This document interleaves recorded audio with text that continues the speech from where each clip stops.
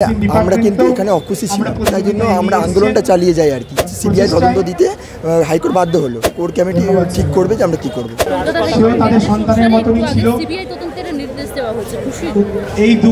দেখুন, আমাদের মুখ্যমন্ত্রী আগে বলেছিলেন যে রবিবারের পরে সিবিআই তদন্ত, অপেক্ষা করে রবিবার তারপরে সিবিআই তদন্ত দেবে। তাহলে আমরা কিন্তু এখানে অখুশি ছিলাম, আমরা চেয়েছিলাম, আমরা তাই জন্য আমরা আন্দোলনটা চালিয়ে যাই আর কি।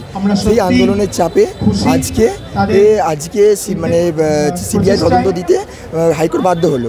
এটা আন্দোলন আমরা একটা জয় হিসেবে দেখছি, কিন্তু আমাদের মেন দাবি ছিল জুডিশিয়াল এনকোয়ারি। তাহলে জুডিশিয়াল এনকোয়ারি আমাদের যেহেতু দাবি ছিল, তাই জন্য আমাদের কোর কমিটি ঠিক করবে যে আমরা কী করব। ধন্যবাদ। আচ্ছা, এর পাশাপাশি স্বাস্থ্য সচিবের তরফ থেকে একটু আগে একটা প্রেস সাংবাদিক বৈঠক করা হয়েছিল এবং সেখানে তিনি একেবারে বলেছেন যে আন্দোলন প্রত্যাহার করার কথা বলেছেন। আন্দোলন কি প্রত্যাহার করা হবে? না, আন্দোলন প্রত্যাহার তো কোনো দাবি নেই, আমাদের আন্দোলন প্রত্যাহার কোনো জায়গা নেই। ঠিক আছে, আমাদের পরবর্তী কমিটি আমাদের ঠিক করবে কী করবে।